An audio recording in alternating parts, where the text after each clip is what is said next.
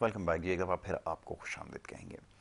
और जनाब, प्रोग्राम का ये जो हिस्सा है बहुत ही ख़ास है। इसमें बात होगी आपके सेहत के हवाले से मामलात और मसाइल पर, और उसमें भी सर फहरिस्त आपके जो नफ्सियात से जुड़े मामलात और मसाइल हैं उसके ऊपर हम बात करेंगे। ये प्रोग्राम, ये सेगमेंट करने का मकसद ये है, ये समझ लीजिए कि हमेशा ये बात इसके इब्तदाइया में सेगमेंट के मैं दोहराता हूँ कि जब भी आपके जिस्म के साथ कोई बीमारी या कोई मरज़ आपको लाहक होता है तो आप डॉक्टर से रुजू करते हैं। और बात होती है जब आपकी नफ्सियात से जुड़े किसी भी मामले या मसले की, तो आप ऐसा हरगिज़ नहीं करते। और उसकी वजह भी एक ही समझ में आती है, क्योंकि जिस माशरे में हम रहते हैं, नफ्सियात के डॉक्टर से रुजू करने का मकसद ये समझा जाता है गोया आप पागलपन का शिकार हो चुके हैं। तो जब ऐसी सूरत हाल हो तो यकीनन किसी के लिए भी आसान नहीं होगा कि वो नफ्सियात के डॉक्टर से रुजू करें, मगर इसकी ज़रूरत अपनी जगह मौजूद है। होता ही है अमूमन कि नफ्सियात से जुड़ा किसी भी मसले का अगर हम शिकार हों तो सबसे पहले तो हमारे यहाँ ख्याल ये किया जाता है, अगर कोई नौजवान है और बालिग मर्द है तो उसका जो तरीका इलाज हमने सोच रखा है वो ये कि इसकी शादी करा दी जाए तो ये सारे नफ्सियाती मसाइल से जो है वो आरी हो जाएगा, ये ठीक हो जाएगा। पहला तो ये हमने तरीका रखा हुआ है। और अगर इसके अलावा कोई जिन्स है तो फिर तरीका ये है कि जी झाड़ फूक का सहारा लिया जाएगा, मुख्तलिफ टोटके जो है वो उसके लिए किए जाएंगे, गंडे तावीज़ों का सहारा लिया जाएगा। और फिर जो तबाही आती है वो सबके सामने है। मेरे ख्याल में शायद ही कोई ऐसा शख्स है नफ्सियात से जुड़ा जिसका मसला वो इन सारे टोटके करने से ठीक हो गया हो। तो ये बात समझने की है, और सोचों पे क्योंकि पहरे लगे हुए हैं, ताले लग चुके हैं, तो ये समझाना हमारे लिए बड़ा मुश्किल है। तो ये सेगमेंट करने का मकसद यही है कि ये ताले जो हैं इनको खोला जाए और ये बात समझाई जाए, बावर कराई जाए कि नफ्सियात से जुड़े जो मामलात हैं इनका बहरहाल इलाज मौजूद है, और नफ्सियात का डॉक्टर ही इसको समझता भी और इसका इलाज भी कर सकता है। तो ऐसे ही एक डॉक्टर हमारे पास स्टूडियोज़ में तशरीफ़ फरमाए, डॉक्टर शफीक यासीन साहब। उनको सबसे पहले मैं खुशामदीद कहता हूँ। डॉक्टर साहब, thank you so very much, बहुत शुक्रिया आपका कि आज आप प्रोग्राम में तशरीफ़ लाए एक दफ़ा फिर। डॉक्टर साहब, नफ्सियात से जुड़े जो मामलात हैं जिसका भी मैंने ज़िक्र किया है यहाँ पे, कि मर्दों के मामले में तो, और ख़ास तौर पे नौजवान अगर है, बालिग मर्द है, तो ये कहा जाता है कि हर नफ्सियात की बीमारी का इलाज अल्हम्दुलिल्लाह शादी के अंदर पोशीदा है। अगर शादी कर दी जाएगी तो शादी के बाद ये नफ्सियात का जो मसला है इसका ठीक हो जाएगा। और ख़वातीन के साथ अगर इसी तरह अगर बिल्कुल सिचुएशन है कोई, तो जी इस बात को छुपा दिया जाए तो ज़्यादा बेहतर है। ये रवैये हमारे हैं। और नतीजा क्या निकलता है, आपके पास ऐसे केसेस सुबह से लेकर शाम तक आते हैं, और हमारे पास भी जब सवालात आ रहे हैं मैं इस नतीजे पर पहुंचा हूं कि वो यही तरीके इख्तियार किए गए हैं जिसकी वजह से जब वो मेच्योर हो जाते हैं या एक पुख्ता उम्र तक पहुंच जाते हैं तो मामला बहुत ज़्यादा आगे बढ़ जाते हैं। ऐसे लोगों का अगर सही वक्त पे तशख़ीस अगर की जाए, डायग्नोसिस हो और ट्रीटमेंट स्टार्ट किया जाए, तो क्या ऐसे नताइज बेहतर आ सकते हैं, ऐसे मरीज़ों को ठीक किया जा सकता है, या फिर इंतज़ार किया जाए कि वो पुख्ता उम्र तक पहुंच जाए जिसके बाद वो समझे कि मुझे इलाज की भी ज़रूरत नहीं है, तब ट्रीटमेंट की जाए? कितना फ़र्क होगा, ज़रा मैं चाहूँगा इस पर गुफ्तगू करें। बहुत अच्छा सवाल है यासिर, और बहुत ही ज़रूरी पॉइंट है ये, क्योंकि हो ये रहा है और मेरे पास हज़ारों एग्जांपल्स हैं, एक दो नहीं हैं, जी। जहाँ पर छोटी प्रॉब्लम जैसे कि इवन डिप्रेशन है, ओसीडी है, एक चीज़ बार बार करना, एक ही चीज़ बार बार दोहराना, इवन मिर्गी के पेशेंट यंग एज में शादी कर दी, बताया नहीं, छुपाया गया, बाद में वो शादी कभी कभी 1 साल के अंदर अंदर, कभी भी 2-3 साल के अंदर ख़त्म हो जाती है, बच्चे होते हैं। फिर ये कि हर सूरत में जब शादी होती है ना तो जिम्मेदारियां बढ़ती हैं। जी। ये तो चाहे वो आदमी हो या औरत हो, दोनों तरफ जिम्मेदारियां बढ़ती हैं, बिल्कुल। क्योंकि ये कमिटमेंट है। जब शादी होगी तो बच्चे भी होंगे, ज़रूरियात ज़्यादा होंगी, आपके एक्सपेंसेस बढ़ेंगे, खर्चे जो हैं बढ़ जाते हैं, जी। और फिर आदमी को कमाना पड़ता है, जिम्मेदारी लेनी पड़ती है, और औरत का काम भी घरेलू मामलात में ज़्यादा इम्पोर्टेंट हो जाता है, पकाना और बाकी दूसरे घर में जाके ताल्लुकात बनाना सास के साथ और बाकी रिश्तेदारों के साथ। तो ये कोई आसान मरहला नहीं है। अगर शुरू के शादी के 1-2 महीने अब निकाल दें जो कि हनीमून पीरियड होता है उसके बाद, बल्कि वो तो मैं समझता हूँ पाकिस्तान में वो भी शायद सही से एग्जिस्ट नहीं करता, नहीं करता। उसके बाद तो स्ट्रेस आ जाते हैं। तो शादी इसका कतई कोई जवाब नहीं है, बल्कि उल्टा ये है कि शादी कर देना नफ्सियाती मसलों के साथ का मतलब ये है कि आपने समझ लें कि बहुत बड़े मसले को और क्रिएट कर दिया है। उस पॉइंट पे अगर दिखा दिया जाता डॉक्टर को और पेशेंट ठीक हो जाता और बाद में दवाइयाँ लेता रहता और सच्चाई से बता के आपने किसी से शादी की कि भाई इसको ये मसला है जिसमें कोई हर्ज नहीं है। देखिए किसी को भी नज़ला ज़ुकाम बुखार जिस्मानी प्रॉब्लम हो सकती है, छुपाने की क्या ज़रूरत है। नफ्सियात में भी कुछ बीमारियां ऐसी हैं जिसको मैं समझता हूँ कि जिससे हम बड़ी बीमारियां समझते हैं, लेकिन ज़्यादातर बीमारियां 80 से 90% बीमारियां छोटी बीमारियां हैं। जैसे कि नज़ला ज़ुकाम मेडिकल में होती है, इसी तरह घबराहट की बीमारी हो गई या बेचैनी या फिर मायूसी की बीमारी हो गई, ओवर थिंकिंग की हो गई या फिर नींद ना आना है, ये छोटी बीमारियां ही हैं नफ्सियात की और ये आसानी से मैनेज हो सकती है। लेकिन कॉन्सिक्वेंसेस क्या होते हैं कि छोटी बीमारी को डील ना किया जाए और फिर वो समझते हैं कि दम कराने से या और तरीक़ों से ये मामले हल हो जाएंगे और फिर डिफरेंट डायरेक्शन में निकल जाते हैं और फिर जैसे आपने बोला शादियां करा देते हैं, तो वो मामला बहुत हद तक ख़राब हो जाते हैं। मज़ीद जब ख़राब हो जाते हैं फिर वो एंड में जब साइकाइट्रिस्ट के पास लेके आए जाते हैं तो फिर डॉक्टर साइकाइट्रिस्ट उन प्रॉब्लम्स को तो डील कर लेता है, लेकिन जो डैमेजेस हो चुके होते हैं, अब एक लड़की है फॉर एग्जांपल, उसके एक बच्ची हुई, मैं एक एग्जांपल दे रहा हूँ, उसको शादी के बाद मिर्गी का दौरा पड़ा। शुरू में तो शौहर ने बर्दाश्त कर लिया, फिर बच्ची हो गई, उसकी लड़की हुई बच्ची, और फिर एंड में उसने डिसाइड किया कि मुझे इसके साथ रहना ही नहीं है। बच्ची भी रख ली उसने, तलाक भी दे दी। अब वो लड़की यंग थी, अभी भी मेरे ख्याल में मुश्किल से 26 साल की होगी बेचारी, और माँ के घर आ गई और अब वो मायूसी में भी चले गई ज़्यादा। एक तो मिर्गी का प्रॉब्लम था, फिर अब मायूसी, और फिर और जबकि बड़ी टैलेंटेड लड़की है, आवाज़ इतनी अच्छी है, जब नात पड़ती है तो आप सुनते रहें, इतनी अच्छी उसकी माशाल्लाह से आवाज़ है। और इस तरह मैं एक नहीं, मैं हज़ारों एग्जांपल्स दे सकता हूँ। डिप्रेशन में पेशेंट थी, वो बिल्कुल कुछ नहीं कर सकती थी, घर में कमरे में बैठी रहती थी, काम का दिल नहीं चाहता था, और डिप्रेशन, शादी के बाद डिप्रेशन मज़ीद बढ़ गया, उसको खुदकुशी के ख्यालात आने लगे। वो शौहर ने सपोर्ट करने के बजाय कहा ये तो नफ्सियाती है, मुझे इसी औरत से शादी नहीं करनी, और मतलब शादी तो हो चुकी थी लेकिन उसने कहा मुझे तलाक देनी है। तो वो फिर ये जो मामलात होते हैं ना, वो बहुत सी ज़िंदगियाँ ख़राब करते हैं। तो बेहतर है कि आप मामलों को डील करें, फेस करें, उससे भागे नहीं, उसे छुपाएं नहीं। पेशेंट ठीक हो जाए तब भी दवाइयाँ कंटिन्यू करें, बंद ना करें। एक प्रॉब्लम ये है कि कहते हैं अब हमें ये छुपाना है क्योंकि आने वाला शौहर या बीवी को पता नहीं चल जाएगा कि वो दवाइयाँ ले रहे हैं, तो बस शादी से कुछ दिनों पहले तक दवाइयाँ लेनी है, उसके बाद बंद कर देनी है। बंद कर देने का मतलब ये है कि जब शादी हो गई, पेशेंट उस वक्त ठीक है, और फिर 6 महीने 9 महीने या साल के अंदर अंदर पेशेंट बिगड़ गया, वो सारे मसले वापस आ गए, वापस आ जाते हैं। तो फिर एंड में तो उसको पता चलना ही है आप उसके पार्टनर को, और फिर जब वो नफ्सियात के डॉक्टर के पास आएंगे उसको लेके, तो फिर मामलात मज़ीद ख़राब होते हैं। तो ये चीज़ें सही नहीं हैं। बाहर के मुल्कों में ऐसा नहीं होता। बाहर के मुल्कों में ये डील किया जाता है, ट्रांसपेरेंसी होती है, बताया जाता है, दवाइयाँ कंटिन्यू की जाती है, डॉक्टर की एडवाइस पे अमल किया जाता है। यहाँ तो बहुत से मसले हैं। फिर अपनी डॉक्टरी खुद करना जो है एक और बड़ा मसला है कि जब पेशेंट ठीक हो गया, अब भाई 3 हफ्तों में डॉक्टर साहब आपकी दवाई ने कमाल कर दिया, पेशेंट बिल्कुल ठीक हो गया था, हमने सोचा अब तो लाने की ज़रूरत ही नहीं है पेशेंट को, हमने सोचा ये दवाइयाँ थोड़ी काम की हैं, ये हम खुद देंगे, बाकी दवाई हमने बंद कर दी थी। 3-4 महीने बाद हमने वो दवाई बंद कर दी, और उसके बाद तो पेशेंट ठीक रहा। साल के बाद तो बिल्कुल अब ऐसा ही हो गया जैसा था। क्या किया डॉक्टर साहब आपने, हम तो समझते थे एक दफ़ा ठीक हो गया, ये तो बिगड़ने वाला नहीं है। बिल्कुल ठीक।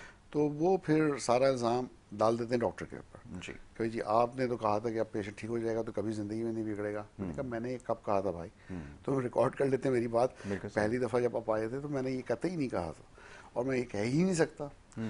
तो बात ये होती है कि आप समझें और कम से कम डॉक्टर की बात पे अमल करें। बिल्कुल सही। और ये संजीदगी से लें कि जब डॉक्टर एक बात कह रहा है तो उसमें उसका बेनिफिट नहीं है, पेशेंट का या उसके फैमिली का बेनिफिट है। जब आके पेशेंट कहता है ना कि मैं दवाई नहीं लूँगा डॉक्टर साहब, और कंसल्टेशन फ़ीस भी दे दी होती है, मैं कहता हूँ यार तुम खाओगे तुम्हें पैसे ज़ाया किए, मैं तो इवन अपना पैड आगे कर देता हूँ, भाई तुम्हें जो दवाई लिखनी लिख लो, बिल्कुल सही अगर बात तुम्हें यही कहना है कि मुझे ये दवाई लेनी है, ये दवाई नहीं लेनी है, तो फिर मेरे पास कंसल्टेशन करने क्यों आए थे? है, बिल्कुल सही है। ये लो, मेरा प्रेस्क्रिप्शन पे पड़ा हुआ है, इसी पे दवाई खुद लिखो, खुद ही लो, खुद ही ले लो, बिल्कुल आप सही अपनी है। डॉक्टरी खुद कर लें। तो ये हमारा एटीट्यूड ये है इस वक्त। और दूसरा जो हमारे इश्यूज हैं, जो कि अपने कई दफ़ा पहले बोले, कि खुद जाके दवाइयाँ ले लेना फार्मेसी से और खुद उस पर सेल्फ मेडिकेट करना, ये बहुत बड़ा प्रॉब्लम है। डैमेजिंग है, बिल्कुल सही डैमेजिंग बात है। है ये। और ये इरिपेरेबल है, यानी कि ये जो इसकी भरपाई भी नहीं हो सकती, बाज़ औक़ात इतना संजीदा नौइयत का मामला हो जाता है। और बार बार अब क्योंकि सोसाइटी में एक्सेप्टेंस नहीं है, हमें इस चीज़ को समझ में आज तक नहीं आ सकी कि ये कितना नुकसानदेह हो सकता है। तो इसका कतई हल, गुजारिश ये है खुदारा कि शादी की शक्ल में ना तलाश करें। ऐसी रिश्ते बनाने से ये बहुत सारे ख़ानदानों को जो है वो तबाह करता चला जाता है। ये जो हमारा अमल है, ये एक आम ख्याल ये पाया जाता है, कोई भी नफ्सियात का मरीज़, ख़ास तौर पे लड़कों के अंदर अगर ये चीज़ पाई जाती है, मैंने अक्सर ये चीज़ सुनी है, जी शादी करा दो ठीक हो जाएगा। और वो नफ्सियाती मरीज़ जब वो जाएगा किसी की, या लड़की को जब लेकर आएगा, फिर मारपीट होती है। रोज़ाना की बुनियाद पे सोशल मीडिया पे इस तरह के वीडियोस आ रहे होते हैं कि वो मार रहा है, पीट रहा है, सब कुछ कर रहा है। उसकी वजह यही है कि वो नफ्सियात का मरीज़ था, ना उसका इलाज करवाया गया। उसकी अपनी बेचारे की गलती नहीं है, उसके घर वालों ने ये रास्ता इख्तियार किया कि इसकी शादी कराएं, मामला अल्लाह खैर सल्ला ठीक हो जाएगा। फिर इसके जो बड़े भयानक नताइज जो है वो निकलते हैं। तो ये सारी चीज़ें अभी मैं देख रहा था, एक सुसाइड का केस मुझे नज़र आया, बिल्डिंग से खातून ने छलांग लगा दी। वो ड्रग एडिक्ट थी या नहीं थी मुझे उनके बारे में नहीं पता, सुसाइड ज़रूर उन्होंने कमिट की है। तो यकीनन नफ्सियात का मसला है, तभी इस तरह के वाक़यात हो रहे हैं। फिर ये कि डिप्रेशन, एंजाइटी, ये तो सबके साथ है ही। सब अभी बहुत सारे लोग सोचेंगे जी हमारे साथ भी ऐसा है, लेकिन हमारे मामला तो सही चल रहे हैं, हम नौकरी पे भी जा रहे हैं, काम भी सही कर रहे हैं, सब कुछ ठीक है, तो हमें इसकी क्या ज़रूरत है अगर एक गोली से मामला हल हो जाता है। मगर ये शायद नहीं समझते कि आगे चल के कितनी बड़ी मुसीबत हमारे लिए बन जाती है, या जब हम किसी क्रिटिकल सिचुएशन में आ जाते हैं उसके बाद क्या होता है। अमूमन मैंने देखा है कि लोग कोलैप्स कर जाते हैं। बच्चों को हमने देखा है, क्योंकि वो ट्रेनिंग नहीं है, एग्जामिनेशन हॉल के बाद कोलैप्स कर जाते हैं। क्या ऐसा है वाक़तन, इनको ट्रीट करने बिल्कुल की ज़रूरत बिल्कुल। है? देखिए, जब प्रॉब्लम माइल्ड कैटेगरी में होगी या मॉडरेट कैटेगरी में होगी, तो किसी न किसी तरह इंसान स्ट्रगल करते हुए गुजारा कर लेता है। जी। एक तरफ से डिप्रेशन, मायूसी या फिर वो घबराहट, बेचैनी का शिकार हो रहा होता है, सफ़र भी हो रहा होता है, लेकिन किसी न किसी तरह अपने जो मामलात को वो अचीव करने की कोशिश कर रहा होता है। कहता है यार पढ़ाई है तो पढ़ाई किसी न किसी तरह कर लूँ, अगर जो चीज़ 2 घंटे में हो सकती थी अच्छी कंसंट्रेशन फोकस के साथ, वो चीज़ें शायद 8 घंटे में हो रही, लेकिन वो एक्स्ट्रा टाइम लगा के वो चीज़ें कर लेता है। जी। लेकिन एंड में जब स्ट्रेस आता है, आपने बिल्कुल सही कहा, स्ट्रेस जो है ना वो फिर एक ट्रिगर है, वो आता है तो उसके बाद कोलैप्स होते हैं। और वहीं पे आके एक्चुअली टेस्ट होता है कि वो इस काबिल है कि नहीं है। बात, और फिर मैं इसकी ज़िम्मेदारी उस पर नहीं करूँगा पेशेंट पे, क्योंकि एंड ऑफ द डे वो जो है बीमार, कसूर तो बीमारी का है ना। लेकिन आम तौर पे पेशेंट अपने आप को ब्लेम कर रहा होता है कि मैं ही नहीं डील कर सक रहा चीज़ों को, मैं काम ठीक नहीं कर पा रहा हूँ, जहाँ पे मैं जॉब कर रहा हूँ मैं पढ़ाई ठीक नहीं कर पा रहा हूँ, मैं रिलेशनशिप के मामलात को सही से लेके चल नहीं रहा हूँ। और वो ब्लेम जो है वो गिल्ट में चेंज होते होते फिर और होपलेसनेस और नाउमीदी में बदलता है, और फिर खुदकुशी जो है ना उसके ख्यालात आने शुरू होते हैं, और एंड में आके रिजल्ट ये होता है कि वो उस पर एक्ट कर लेता है। फिर हम देखते हैं जैसे आप बता रहे हैं कि लोग खुदकुशी कर लेते हैं, लेकिन ये एक प्रोसेस है। ये नहीं है कि पहले दिन डिप्रेशन हो उसी दिन उसने खुदकुशी कर ली है। ज़रूर वो डिप्रेशन से गुजर रहा होगा, शायद साल से, 1.5 साल से, 6 महीने से, और इस पॉइंट पे अब आया होगा कि उसने सोचा कि अब मैं खुदकुशी कर लेता हूँ। अब तो, और हो सकता है बहुत दफ़ा सोचा भी हो और उसने अमल नहीं किया हो, बिल्कुल सही। लेकिन आखिर में उसने हिम्मत हार दी और खुदकुशी कर ली। लेकिन मेरा कहने का पॉइंट ये है कि अगर वो 1 साल पहले या 1.5 साल पहले जब बीमारी शुरू हुई थी, बीमारी छोटी थी, उस वक्त आ जाता तो ठीक भी हो सकता था। इतने सालों तक वो सफ़र भी नहीं होता, वो अच्छा परफॉर्म कर रहा होता अपनी ज़िंदगी में किसी भी लेवल पे, चाहे वो पढ़ रहा हो, चाहे वो काम कर रहा हो, या अच्छी रिलेशनशिप में हो, हर जगह पे अच्छी तरह परफॉर्म कर रहा होता, ज़िंदगी को एंजॉय कर रहा होता, उसकी ज़िंदगी का मकसद होता और वो उसको अचीव भी कर रहा होता।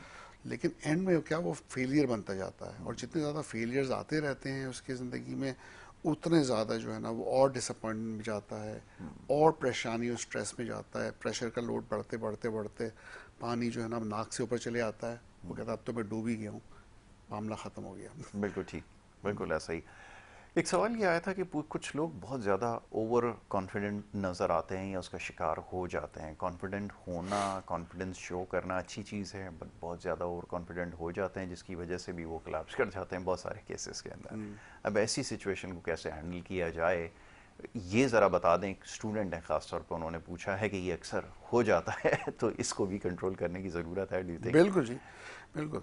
ये जनाब देखें, इमोशन जो है ना, एक नॉर्मेलिटी में हम चाहते हैं कि इंसान रहे। बिल्कुल ठीक है। और नॉर्मेलिटी का मतलब ये है कि क्या है नॉर्मेलिटी, क्या है? वैसे तो नॉर्मेलिटी की कोई ऐसी डेफिनेशन नहीं है, लेकिन साइकाट्री में हम देखते हैं तो हमारे इमोशंस हैं, हमारे सोचने के तरीके हैं, हमारे बिहेवियर है, और वो एक लेवल पर है कि हम कभी मायूस हो जाते हैं, छोटी बातें होती हैं ज़िंदगी में, कोई फौत की हो गई, कोई बड़ा स्ट्रेस आ गया, एनजाइटी आ गई, ठीक है, नींद कभी कभी उड़ जाती है, इंसान कभी नहीं सोता। ये सब चीज़ें हर इंसान के साथ होती हैं। इसका मतलब ये नहीं कि हर इंसान ही नफसियाती है, ठीक है, पहली बात तो ये। जब डिप्रेशन की हम बात कर रहे थे अभी थोड़ी देर पहले, और डिप्रेशन कम से कम 3 हफ्ते 4 हफ्ते ऐसे ज़्यादा रहे और इस हद तक मुतासर कर रहा है, एक तो कंसिस्टेंसी के वो रहे, ज़्यादा टाइम इंसान डिप्रेशन में, उसकी सोचें मायूसी की हैं, उसकी ज़िंदगी पे अफेक्ट कर रही हैं, और वो मौजूद है इतने अरसे के लिए, तो फिर हम डिप्रेशन के डायग्नोसिस बनाते हैं। अदर साइड, नॉर्मल से ऊपर की तरफ आते हैं, जब इंसान ओवर कॉन्फिडेंट कब हो सकता है। अब मैं उस पॉइंट पे आ रहा हूँ जो जी। आपने सवाल मुझसे पूछा था, कि इंसान कभी कभी एलिवेटेड हो जाता है, डिप्रेशन में जाने की जगह ज़्यादा ही खुश हो गया, बहुत ही कॉन्फिडेंट हो गया, एनर्जी आ गई, मैं ये भी कर सकता हूँ, मैं वो भी कर सकता हूँ, जी। वो भागा फिर रहा है और पैसे भी खर्च कर रहा है, बड़े बड़े ख्यालात भी आ रहे हैं। अच्छा, एक ठीक है, बड़े ख्यालात आ सकते हैं किसी भी बड़े बिजनेसमैन को, लेकिन वो आम मामूल आदमी है, मामूली आदमी, वो अपने अपने अपने लेवल से बहुत ज़्यादा सोच रहा है कि मैं बहुत बड़े बड़ी चीज़ें कर सकता हूँ, मैं ये अचीव कर सकता हूँ, वो अचीव कर सकता हूँ। नींद उसको कम हो जाती है उसकी, और लोगों को नज़र आता है कि यार इसमें बदलाव आ गया, पहले तो ऐसा नहीं था, ये नॉर्मल था, अब तो जोक्स भी कर रहा है, ऐसी ऐसी बातें बोल रहा है जो शायद उसको लोगों के सामने नहीं बोलनी चाहिए या करनी नहीं चाहिए। तो ये सब चीज़ें इंडिकेट कर रही हैं कि वो नॉर्मल नहीं है, वो ओवर कॉन्फिडेंट हो गया है, बहुत खुश हो गया है, ऐसे फैसले कर रहा है जिससे उसको नुकसान हो सकता है। तो वो फिर हाइपोमेनिया या मेनिया की तरफ इंडिकेट करता है। ये भी बीमारी है, और ये बाइपोलर अफेक्टिव इलनेस में बहुत कॉमन है, और ये भी साइकाट्रिस्ट के पास अगर लाया जाए तो बिल्कुल आई वुड से कि 90 to 95% ठीक हो सकती है with in 3 weeks to 3 months, 3 हफ्तों से 3 महीने के अंदर ट्रीट किया जा ट्रीट सकता किया जा है। सकता है, दवाइयों के साथ भी और फिर साइकोथेरेपी के साथ भी। बिल्कुल ठीक है। होता ये कि मेन ओवर कॉन्फिडेंस के साथ जब मेनिया आता है ना, तो इनसाइड चली आती है, वो ये नहीं सोचता कि मैं गलत हूँ, मैं तो नॉर्मल ही हूँ, और वो उसको एंजॉय भी कर रहा होता है। जी। वो कहता है मैं तो बड़ी चीज़ हूँ, बिल्कुल ऐसा ही है। तो वो फिर साइकोथेरेपी इसलिए उस पर काम नहीं करती, दवाइयाँ फिर मस्ट हो जाती हैं। फिर वो जब थोड़ा नॉर्मेलिटी की तरफ आना शुरू होता है, फिर साइकोथेरेपी की ज़रूरत होती है, क्योंकि फिर वो समझता है, सुनता है, और उसको फिर इंसाइट देने की ज़रूरत होती है कि दवाई बीमारी है, उसकी ये अलामात हैं, दवाइयाँ कितने अरसे लेने की ज़रूरत होगी, ये सब चीज़ें उसको बताई जाती हैं, और उससे फिर उसकी कंप्लाइंस या मैनेजमेंट उसकी बेहतर हो जाती है कि वो डॉक्टर के पास आएगा भी, दवाइयाँ भी टाइम पे शायद ले ले और शायद ठीक रहे। तो ये वो दूसरा एस्पेक्ट है डिप्रेशन एक, और दूसरी तरफ मेनिया या हाइज जो कि बाइपोलर अफेक्टिव इलनेस में नज़र आते हैं। बिल्कुल ठीक है। इसी तरह ज़्यादा एक्सप्रेसिव होना, ये इसको आप कैसा समझते हैं? कुछ लोगों को देखा है कि बहुत गैर ज़रूरी तौर पर जो है वो गुस्सा करते हुए नज़र आते हैं, और वो ये कहते हैं जी अंदर रखनी नहीं चाहिए, एक्सप्रेस करना चाहिए, और हम तो दिल में कोई बात नहीं रखते। ये भी मेरे ख्याल में एक डिसऑर्डर मुझे नज़र आता है, और हर वक्त शोर शराबा हंगामा बर्पा करना और ये करना, लोगों की तज़हीक करना, ये भी एक आम मिजाज पाया जाता है, और हमारे यहाँ तो इसकी ज़िंदा मिसालें चार सू मौजूद हैं। तो हमारी सोसाइटी में तो वैसे ही जब बच्चे की जब अपब्रिंगिंग हो रही होती है तो उनको इन सारी चीज़ों के बारे में नहीं बताया जाता, किससे क्या बात करनी है, कैसे करनी है, किधर अपने इमोशंस को कंट्रोल में रखना है, कहाँ पे एक्सप्रेसिव होना है। वो बैलेंस कहीं पे भी अल्हम्दुलिल्लाह आपको नज़र नहीं आएगा। बड़ों से लेके छोटों में, बड़ों को भी ना बात करने की तमीज़ आपको नज़र आएगी। बहुत सारे हैं अपनी उम्र तक पहुँच चुके हैं, लेकिन नहीं पता कि किस वक्त कैसे बात करनी है, किसी के सामने क्या बात करनी है। सवाल क्या करना है। तो ये सारे डिसऑर्डर्स तो हमारे यहाँ हमें नज़र आते हैं। बिल्कुल यू थिंक ये जो ज़्यादा एक्सप्रेसिव होना ज़रूरत से ज़्यादा, इसको भी कंट्रोल करने की ज़रूरत है, ट्रीटेबल है ये बिल्कुल, और चीज़? ये बहुत बहुत कॉमन है। यासिर, लोग शायद ये समझते ही नहीं है कि ये भी नफ्सियात का मसला जी। है। जब एक पेशेंट को मैं ट्रीट कर रहा होता हूँ, उसकी उसकी सपोज पेरेंट्स से मेरी बात होती है या उसकी रिश्तेदारों से बात होती है, तो ऐसे ही कहते हैं, डॉक्टर साहब एक बात पूछूं, ये जो है बहुत ही गुस्सा करते हैं मेरे शौहर जब चले जाते हैं बाहर जी। इधर उधर, तो फिर तो क्या कुछ किया जा सकता है? और फिर जब मैं मज़ीद एवेल्यूएट करता हूँ तो पता चलता है कि उनको भी अरसे से नफसियाती, अरसे से क्या मतलब सालों जी, से प्रॉब्लम्स रहा बिल्कुल है, ऐसा ही है। और बीवी एक्सेप्ट करती रही पूरी ज़िंदगी कि भाई ये तो उनकी ऐसा ही पर्सनैलिटी है, का हिस्सा बिल्कुल है। ठीक है। जब दवाइयाँ दी गई, उनको मैनेज किया गया, तो वो कहेंगे ये ऐसा है, तो मैं तो समझ ही नहीं सकती थी कि इतनी जल्दी गुस्सा भी ठीक हो सकता है किसी का। वो तो बिल्कुल काम और रिलैक्स हो गए हैं, अब तो वो बिल्कुल गुस्सा नहीं करते हैं। और ये बात आम लोगों में क्या, मैं कुछ डॉक्टर्स में कहूँगा, मेरे कुछ कोलीग्स हैं, जी। और मैं खैर नाम नहीं ले सकता, लेकिन मेरी बात हो रही थी और मुझे पता चला कि वो गुस्सा आजकल ज़्यादा कर रहे हैं। और फिर मैंने वाइफ से बात की और मैंने कहा यार ये गोली ले लो तुम मुझे बताना कि कितना फ़र्क पड़ता है। और उस दिन से आज तक वो तकरीबन 3 साल हो गए, मुझे फ़ोन करके खुद कहता है यार वो है पड़ी हुई, वो मुझे मैं आज कम पड़ रही हूँ, वहाँ से फार्मेसी से मिली नहीं, can you arrange it for me? तो मैं हैरान होता हूँ कि लोग क्यों सफ़र होते हैं। एक तो जिनको गुस्सा आता है वो तो सफ़र हो ही रहा होता है बिल्कुल सही। कि ये एक ऐसी फीलिंग है, गुस्सा जो है, जो इंसान को खुद तकलीफ दे रही होती है। जी, गुस्सा कोई इंजॉयमेंट तो नहीं है बिल्कुल सही किसी है। के लिए। और जिस पे वो गुस्सा कर रहा है, उसकी फैमिली है, उसके बच्चे हैं, बीवी है, भाई बहन है, माँ बाप है, जो भी हैं, जी। वो भी जाहिर है उस सिचुएशन को तो एंजॉय नहीं करेंगे जब वो गुस्सा करेगा, बिल्कुल ठीक है। बदतमीजी करेगा, ये बोल के चले जाएगा, इम्पल्सिव हो जाएगा, जो उस दिल में बात आई उसने बोल दी। तो जब एक चीज़ का ट्रीटमेंट हो सकता है। अच्छा, गुस्सा इज़ लाइक फीवर, मैं उसको हमेशा कहता हूँ कि जैसे आप कोई पेशेंट बुखार के साथ आता है ना, तो डॉक्टर पेशेंट को मसला होता है बुखार से, जी। उसको मसला इन्फेक्शन से नहीं है, जी, उसको इन्फ्लेमेशन से नहीं है, उसको इस बीमारी से नहीं है, वो कहता है बस ये मेरा बुखार उतर जाए। बिल्कुल ठीक है। ऐसा ही है, ऐसा ही। तंग तो बुखार ही कर रहा होता है। एंगर जो है ना, गुस्सा, वो भी बुखार की तरह ही है। एक सरफेस पे आपको बुखार नजर आ रहा है, अंदर उसका डायग्नोसिस एक्चुअली क्या है वो फिर साइकाइट्रिस्ट डिसाइड करता है आफ्टर असेसमेंट। बिल्कुल ठीक है। जब वो डायग्नोसिस ट्रीट होगा तो गुस्सा ठीक होगा। तो मैं कभी ये नहीं कहता कि डायरेक्टली गुस्से का इलाज है। गुस्सा जो बीमारी क्रिएट कर रही है उसका इलाज है, उसका इलाज है। Unless it's part of a personality disorder, तो वो एक डिफरेंट एक्सेस है, डिफरेंट मामला है। लेकिन उसकी भी पॉसिबिलिटी है कि with medication psychotherapy they can improve. वो फिर बचपन में कोई ना कोई ऐसा trauma, abuse, attachment issues, love deprivation या इनसिक्योरिटीज, कोई ना कोई ऐसी चीज़ें रही हैं डेवलपमेंट में जिसने उसके अंदर अंदर पुरानी मामलात पे गुस्सा क्रिएट किया है over a long period of time. बिल्कुल। और उसके अंदर जो कॉन्फ्लिक्ट्स चल रहे हैं दिमाग के अंदर, वो अनरिजॉल्व कॉन्फ्लिक्ट जो हैं वो नाउ एंड देन गुस्से को लेके आते हैं। तो ये एक अलग एरिया है। लेकिन आई वुड से कि 70-80% जो गुस्सा है वो वैसे मैनेज हो सकता है, अच्छा हो सकता है। और बाकी जो एरिया पर्सनालिटी रिलेटेड है उसको फर्दर एवेल्यूशन के साथ उसको भी थोड़ा मैनेज किया जा सकता है। विदाउट मेडिकेशन, और हमारे यहाँ तो क्योंकि इतनी अंडरस्टैंडिंग है नहीं, लोगों ने सोचना भी छोड़ दिया है। एक सबसे बड़ा प्रॉब्लम जो मैं आज देखता हूँ सोसाइटी में नज़र आता है कि अपनी जो गलतियाँ हैं उसके बारे में ना बात करना चाहते हैं, ना कभी इसको रियलाइज़ करते हैं कि हमने किसी के साथ गलत बर्ताव किया, एटीट्यूड हमारा सही नहीं था। और आप ये देखें कि कुल पूरी सोसाइटी के अंदर ये चीज़ नज़र आएगी आपको, अगर कोई किसी से मिसबिहेव कर देगा तो वो कहेगा जी वो डिज़र्व करता था इसलिए मैंने उसके साथ ऐसा किया और वो अब मेरे कंट्रोल में है, और ये एक सोच पाई जाती है। वैसे तो बहुत सारे प्रॉब्लम है। एक तो एजुकेशन का प्रॉब्लम है, जो एजुकेशन हम लेकर यहाँ तक पहुँचे हैं, आप किसी भी जाकर डिपार्टमेंट में देख लें। और मैं हमेशा मिसाल देता हूँ सिर्फ समझाने के लिए, वैसे तो हमारा मुकाबला और मवाजना दुनिया के किसी मुल्क के साथ नहीं है, अल्हम्दुलिल्लाह हम इस काबिल ही नहीं है।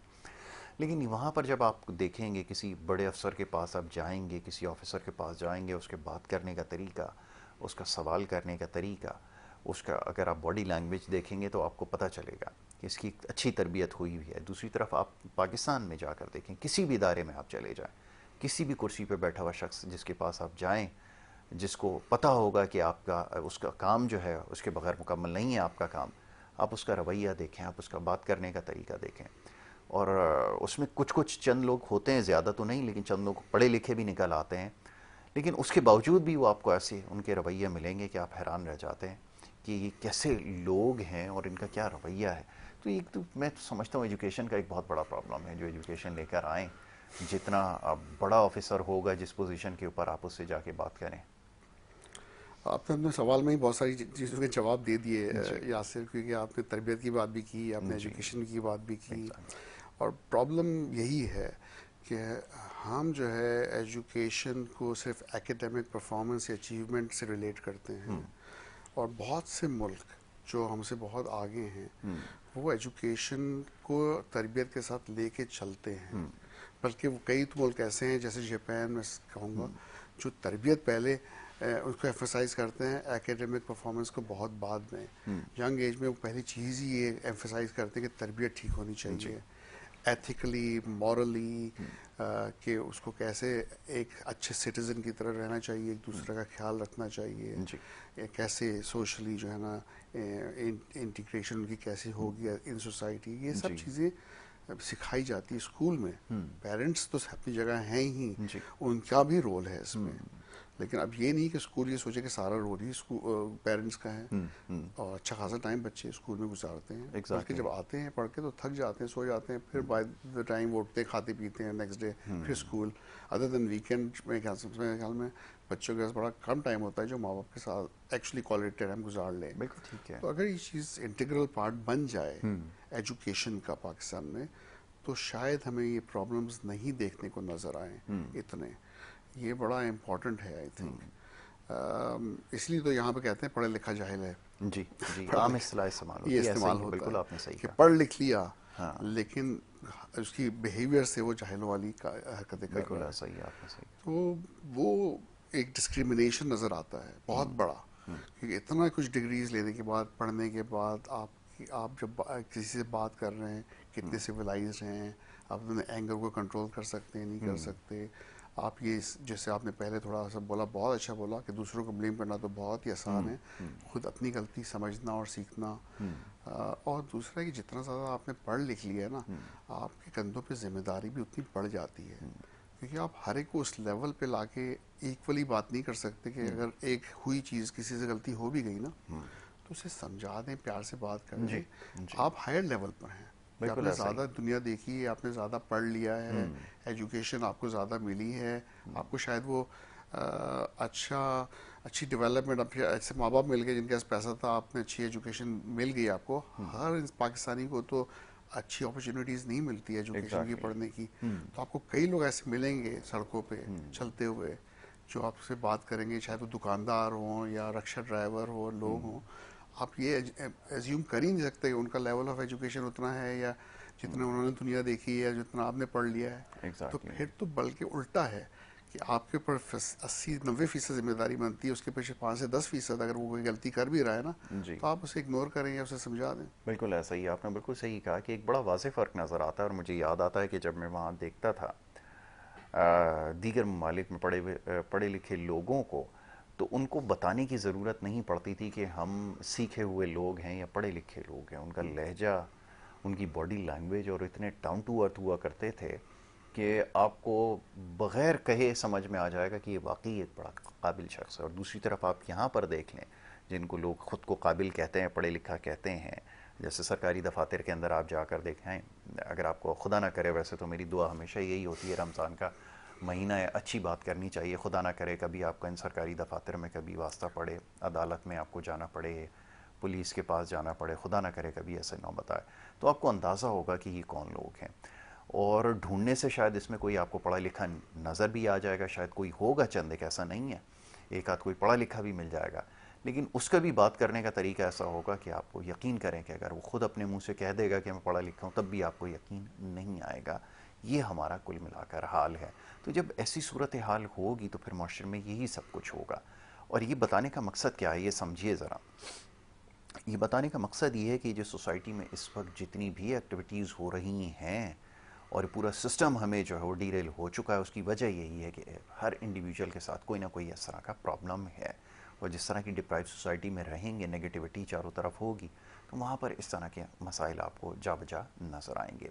तो ये कि सोसाइटी की वजह से भी बढ़ा, अब एक पैनिक जैसे मैंने कहा। अब रमज़ान में जब रिकॉल करता हूँ सारी चीज़ें, जितना मुझे इनटॉलरेंट सोसाइटी हमें इस ख़ास तौर पे महीने में नज़र आती है, मुझे माफ़ करें बड़ी सख्त बात है लेकिन ये अब सुनना पड़ेगी आपको, जितनी हमें ऐसी हरकतें करते हुए हमें सड़कों पे लोग नज़र आए हैं अच्छे खासे, मेरे पास अल्फाज नहीं है। तो ये जो इस्लाम की जो प्रीचिंग है, जो टीचिंग है, वो इस हवाले से है कि अपने अंदर टॉलरेंट हो जाओ, टॉलरेंस लेकर आओ, पेशेंस लेकर आओ, लेकिन उसको बुरी तरह वायलेट कर रहे होते हैं। ये कुछ हमने विटनेस किया है। अब क्या किया जाए ऐसी सोसाइटी का, बताइए। जनाब क्या कह सकते हैं, आवे का आवे बिगड़ा हुआ है या फिर सोसाइटी।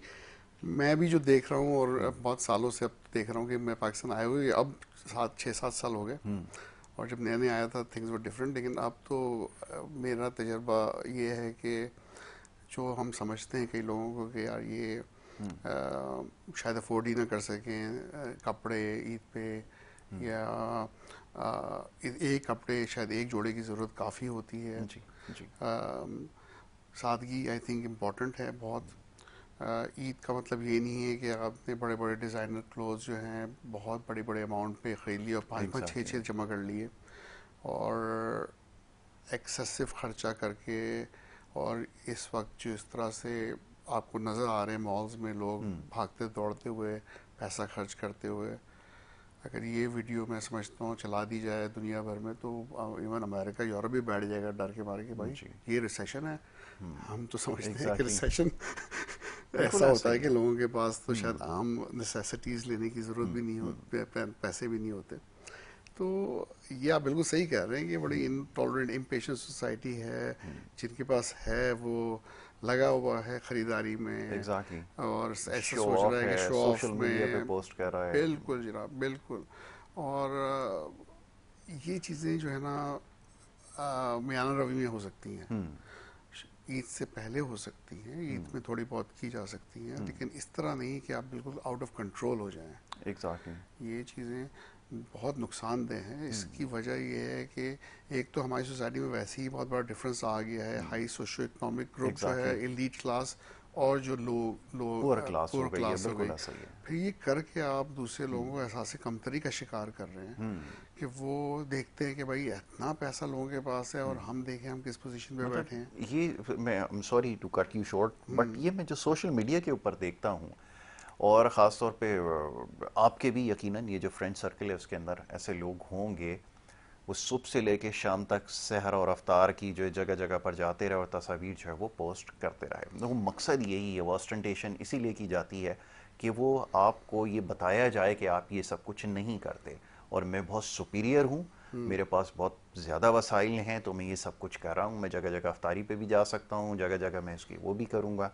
तो एक सबसे बड़ा साइकोलॉजिकल जो प्रॉब्लम मैं अपनी सोसाइटी में देख रहा हूँ इस वक्त, बल्कि पूरी दुनिया को अब इसका सामना है, कि जो ऑस्टेंटेशन है, ये जगह जगह जाना, तस्वीर लगाना कि जी मैं ट्रैवल भी बहुत कर सकता हूँ, आपसे ज़्यादा कर सकता हूँ, और इस हद तक एक साइकोलॉजिकल इलनेस है। आई टेल यू, ये जो आप बोर्डिंग पास लेकर जो अपनी तस्वीरें जो लगाते हैं, एक बड़ा सीरियस प्रॉब्लम है। आप इसको रियलाइज़ हम नहीं कर पा रहा है, बट डॉक्टर नोज बेटर। मैं चाहूँगा डॉक्टर साहब भी इस बारे में बताएं कि वो भी ज़रूरी समझते हैं कि जब बोर्डिंग पास हाथ में आ जाएगा तो वो दिखाएंगे कि जी देखें हम जहाज़ में बैठ सकते हैं, आप नहीं बैठ सकते। ये सोसाइटी का हाल है। आप फरमाइए। बिल्कुल सही कह रहे हैं बिल्कुल सही कह रहे हैं यासिर। और यही मैं कह रहा हूँ ना कि जो ये I think this is narcissism in a way कि आप बहुत ज़्यादा जो है ना शो ऑफ कर रहे हैं। ऐसी चीज़ें हैं कि मैं कौन सी गाड़ी चला रहा हूँ, मैं किस घर में रह रहा हूँ, मैं कहाँ खाने पीने जा रहा हूँ, कितना ट्रैवल कर रहा हूँ, कितनी चीज़ें ख़रीद सकता हूँ। ये चीज़ें बहुत नुकसानदेह हैं सोसाइटी के लिए। अगर आप ये वाकई सब कुछ कर सकते हैं तो आई थिंक खामोशी से भी कर सकते हैं। एग्जैक्टली। दूसरा ये कि आप अगर आपके पास इतना ज़्यादा है तो फिर आप दूसरों में चीज़ें बांट सकते हैं। बिल्कुल ठीक है। और सही तरीका, अब साइकेट्री में हट ही रहा हूँ क्योंकि आपको किसी को देना है तो कहते हैं कि अगर सीधे हाथ से दिया तो उल्टे हाथ को ना पता चले, तो आप खामोशी से लोगों को दे सकते हैं, बताने की ज़रूरत अच्छा, नहीं इट्स अ है। पार्ट ऑफ ह्यूमन साइकी, ये बड़ा ज़रूरी और है ये क्योंकि ही इसी से रोका गया है, क्योंकि उसके अंदर ये चीज़ इनबिल्ट है कि मैं दिखाऊं तो लोगों को पता चले कि जी मैं क्या कुछ कर सकता हूँ। इस चीज़ को ओवरकम करना है। जी बिल्कुल बिल्कुल। तो देखिए इस्लाम में भी साइकोलॉजी मतलब मैं समझता हूँ Quran is one of the best psychology books, जिसमें रहने का तरीका बताया गया बिल्कुल। है, किस तरह से लाइफ गुजारनी है, किस तरह से आपको बिहेव करना है, किस तरह से नॉर्म्स लिखे लोगों हैं से कि आपने मिलना है, कैसे वो इवन करना किस है। तरह से पानी पीना है बैठ जी के, बताएं। मतलब एक एक छोटी छोटी बातें बताई गई हैं। तो मैं समझता हूँ अब प्रॉब्लम हमारा एक फिर ये है कि कुरान भी पढ़ते हैं तो मीनिंग के साथ नहीं पढ़ते, समझ के नहीं जी पढ़ते, जी। और यहाँ पे भी बहुत बड़े प्रॉब्लम्स आते हैं। उसको फिर उसकी इम्प्लीमेंटेशन, आपने पढ़ लिया और आपको शायद मीनिंग भी समझ में आ गई, लेकिन क्या आपने उसको इम्प्लीमेंट किया है अपनी ज़िंदगी में, क्या वो सब चीज़ें आप कर नहीं रहे हैं जो बिल्कुल कि ठीक। बताई जा रही है। तो ये अगर चीज़ें होती तो कई साइकेट्रिक प्रॉब्लम बेहतर हो सकते थे। मैं समझता हूँ बहुत हद तक साइकेट्रिक प्रॉब्लम्स ख़त्म हो जाएंगी अगर अगर हमारी सोसाइटी एक लेवल पे आए और जी इसको इम्प्लीमेंट करें। ज़कात का system is very much like tax. अगर आप एक्चुअली सही जगह पे देते हैं और सही एग्जैक्टली। लोगों को मिलता है तो गुर्बत वैसे ही ख़त्म हो जाती है, ख़त्म हो जाएगी। ख़त्म हो जाएगी। बिल्कुल ठीक है। और ये इक्वालिटी के लिए काम करना है, ये सबसे ज़्यादा ज़रूरी है। इस चीज़ को भी नज़रअंदाज कर दिया है मेरे ख्याल में, क्योंकि ये जो हमारे नफ्सियात है ना, इससे इसका बड़ा गहरा ताल्लुक है, क्योंकि हम उसका मसाइल का शिकार हैं। और जिस सोसाइटी में है जहाँ पर एक दूसरे से आगे निकलने का एक कंपटीशन, एक रेस चल रही है, और यही वजह है कि अब मैं थोड़ा सा इस तरफ आता हूँ कि ये जो रेस है ना, कि मैं ज़्यादा दिखाऊं, चीज़ों को ज़्यादा डिस्प्ले करूं, इस कंपटीशन में हेल्थ इश्यूज बड़े सीरियस आना शुरू हो गए। और इस वक्त बड़े गैर मामूली तौर पर फिगर्स जो हैं वो मैं देख रहा हूँ, कैंसर पेशेंट भी बढ़ते जा रहे हैं, डिप्रेशन की वजह से ड्रग अब्यूज़ भी बढ़ता चला जा रहा है, बहुत ज़्यादा होता चला जा रहा है। तो इस चीज़ को मेरा ख्याल है, मेरी अपनी राय है, आप ज़्यादा बेहतर समझते हैं, कि ठीक करने की ज़रूरत है। What do you think? थोड़ा सा मैं आपका सवाल भी क्लैरिफाई करूंगा, और जी एक चीज़ जी। मैं सोच रहा था, इस वजह से भी शायद मैं थोड़ा सा डिस्ट्रैक्ट हो गया हम्म। कि पहले सवाल, इससे पिछला वाला जो सवाल था उस पर एक चीज़ रह गई कि जब हम बात कर रहे थे कुरान इम्प्लीमेंटेशन की, और जी जी।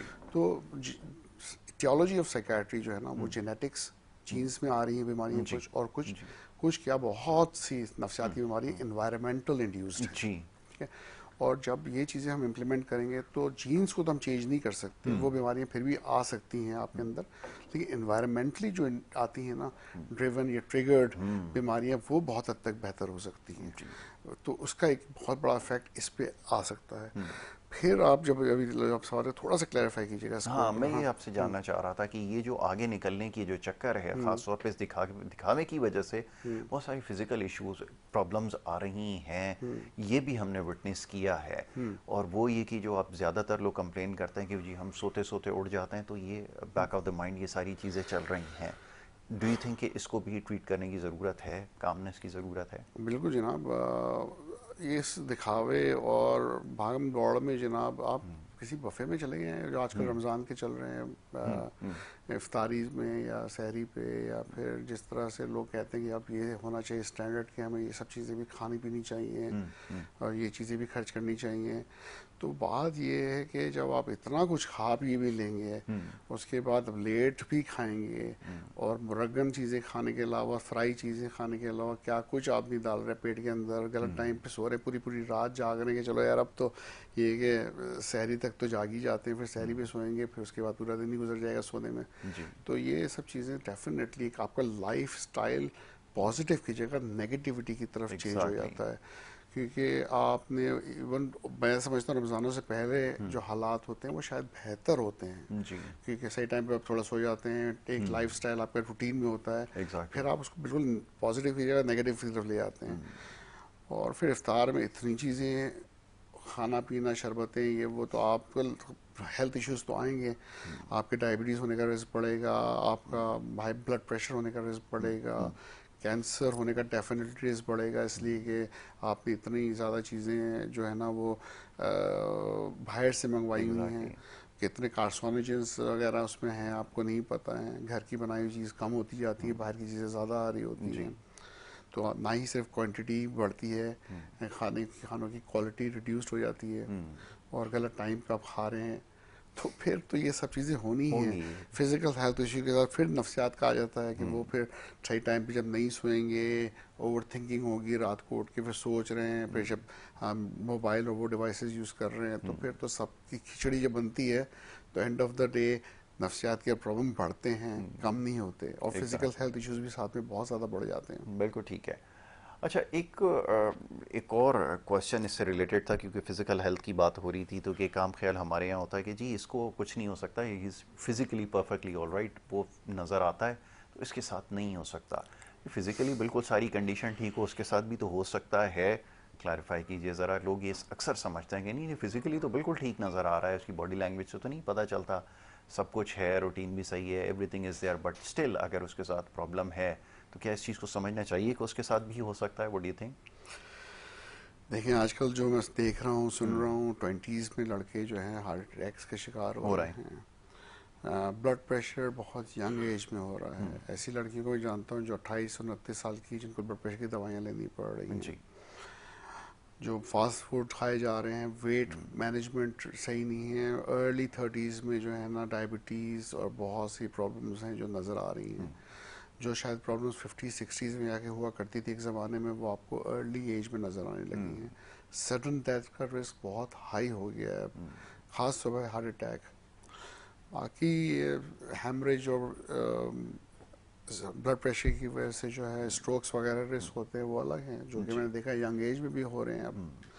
तो ये समझने की ज़रूरत है कि अगर ऊपर से आपको कोई फिट यंग आदमी नज़र आ जी। रहा है, इसकी कोई गारंटी नहीं है, बल्कि रिस्क का बहुत बढ़ चुके हैं पहले के मुकाबले में, कि यंग एज में यंग डेथ्स हो रही हैं। बिल्कुल बिल्कुल ठीक है। बिल्कुल। डॉक्टर साहब, लास्टली, फिजिकली फिट होना तो सबको मेरे ख्याल में समझ में आ गया है कि मेंटली फिट होने के लिए क्या कुछ करने की ज़रूरत है, क्या एडवाइस होगी?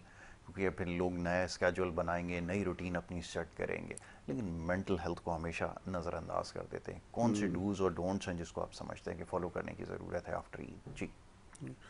देखिए, ये सवाल का जवाब बहुत लंबा हो सकता है। Please take your time. अच्छा, तो देखिए इसमें तो मैं कहूँगा कि पेरेंट्स का रोल है बच्चों से शुरू करके, क्योंकि early prevention and better mental health के लिए सबसे इम्पोर्टेंट है happy childhood, right. Normal childhood. अब अपने बच्चों को अगर सही तरबियत दे रहे हैं, उनको टाइम दे रहे हैं, उनको टेंशन दे रहे हैं, उनको उन ट्रॉमा से दूर रख सकते हैं, क्योंकि कभी आपने आँख हटाई हो, कोई पता नहीं कहाँ फिजिकल, सेक्सुअल या इमोशनल अब्यूज़ के रिस्क आ जाते हैं। ज़रूरी नहीं कि पेरेंट्स की तरफ से, और स्कूलिंग में बुलिंग हो सकती है, दूसरी जगहों पे प्रॉब्लम्स आ सकते हैं। तो जो डेवलपमेंट एक बच्चे की है ना, अगर वो नॉर्मल हो, राइट। तो बहुत हद तक साइकेट्रिक प्रॉब्लम्स कम हो जाएंगे फ्यूचर के जी। आने वाले। आगे की तरफ आए तो फिर सब्सटेंस अब्यूज़, हमारा जो सब्सटेंस अब्यूज़ का रिस्क है यंग एज में भी, मैंने 11, 12, 13 साल के बच्चों को देखा है जो नशा कर रहे हैं। नशे से दूर, ये नशा आपको डायरेक्टली नफ्सियात की प्रॉब्लम की तरफ लेके जाता है। जी। शराब कॉमन होने लगी है पहले से ज़्यादा। और फिर आप थोड़ा और ऊपर की तरफ जाएं तो आपके स्ट्रेस लेवल ज़िंदगी में जो है ना, उसे आपको कम से कम रखना है। कि जहाँ पे स्ट्रेसेस आएंगे उसका ताल्लुक हर नफ्सियात की बीमारी से, चाहे वो डिप्रेशन हो, चाहे एंजाइटी हो, चाहे वो स्किज़ोफ्रेनिया हो, या बाइपोलर अफेक्टिव इलनेस हो, या दूसरी बीमारियाँ हो। जहाँ स्ट्रेस बढ़ेगा ज़िंदगी में, आपके चांसेस हैं कि नफ्सियात की बीमारी ज़्यादा जल्दी हो सकती है और बहुत बड़ी हो सकती है, और उसके साथ सुसाइड के रिस्क आते हैं। तो स्ट्रेस को आपको मिनिमाइज करना है।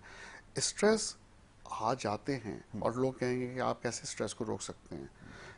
कंट्रोल किया जा सकता है कि कई स्ट्रेस आपके खुद कर पैदा किए होते हैं। आपने मियाना रवि के साथ ज़िंदगी गुजारनी है, अपनी चादर को देख के पाँव फैलाना है। जब अभी थोड़ी देर पहले बात कर रही थी, ईद आते ही ऐसा लग रहा है कि हमें पूरी ज़िंदगी भर के कपड़े एक ही ईद पे ख़रीद लेने हैं, जी। ऐसा नहीं है। आपको एक जोड़ा ही काफ़ी पहनने के लिए। आपने आराम से ख़रीदारी की, अपना ख़र्चा आराम से किया, बैलेंस लेके लाइफ को चलना है। बाद में एक वक्त एक फाइनेंशियल प्रेशर बाद में आता है, आपके पास रिजर्व्स ही नहीं होते, डिपॉजिट्स ही नहीं होते कि उसको डील कर सके, मैनेज कर सके। तो बहुत से तरीक़ों से आप स्ट्रेस को मैनेज कर राइट। सकते हैं। रिलेशनशिप को अच्छा लेके चलना है, एंड और अपने इम्पोर्टेंटली, काम पे कॉन्फ्लिक्ट्स को रिजॉल्व करके रखना है, और अच्छी तरह से लेके चलना है। तो मैं बोलने को चलता जाऊँगा, मुझे पता है कि टाइम में हमें exactly, we are running out of restrict time, करना बट पड़ेगा। इंशाल्लाह बिल्कुल नेक्स्ट टाइम इसके ऊपर ज़रूर डिस्कशन हमारी रहेगी। इसको समझने की ज़रूरत है, स्ट्रिक्टली इन रूल्स को फॉलो करने की ज़रूरत है। खुदारा डॉक्टर साहब ने जो बातें कही हैं इसको बड़ी संजीदगी से लें, इसके बारे में सोचें ज़रूर कि ये जो कंपटीशन एक हमने लगा दिया है हर किसी के साथ, इससे बाहर आ जाएं। आज ये फैसला कर लें कि आपका किसी के साथ दुनिया में कोई कंपटीशन नहीं है, कि आपने उससे ज़्यादा बेहतर गाड़ी लेकर दिखानी है, उससे ज़्यादा आपने जो है वो प्लॉट लेके दिखाने, ये आपकी ज़िंदगी का कतई मकसद नहीं है। और खुदारा सबसे पहली और आखिरी जो रिक्वेस्ट मैं सबसे इस वक्त करता हूँ वो ये कि ये जो सोशल मीडिया पे हर चीज़ पोस्ट करने का जो ये ख़ब्त आपको हो चुका है, एक बड़ी संजीदा किस्म की एक नफसियाती बीमारी है जिसका आप शिकार हो चुके हैं। अगर इसको ओवरकम कर लेंगे, इस आदत को तर्क करने की कोशिश करें, वगरना तबाही बहुत जल्दी आपका इंतज़ार कर रही है। और फिर आपको बाकायदा फिर पकड़ के जो है वो डॉक्टर के पास ले जाना पड़ेगा, शायद आप उस नैज तक जो है वो पहुंचने वाले हैं। इसके लिए आप तैयार रहिए। Well, thank you so very much doctor साहब, बहुत शुक्रिया आपका कि आपने प्रोग्राम में वक्त दिया। और हमेशा आप आते हैं, नफ्सियात के हवाले से बहुत कुछ सीखने और समझने का मौका मिलता है। तो इंशाल्लाह नेक्स्ट टाइम हमारी डिस्कशन जारी रहेगी। यहाँ पर वक्त हमारा ख़त्म हो जाता है, नेक्स्ट टाइम मुलाकात करेंगे। मोहम्मद यासिर और हमारी टीम को इजाज़त दें। अल्लाह की बात।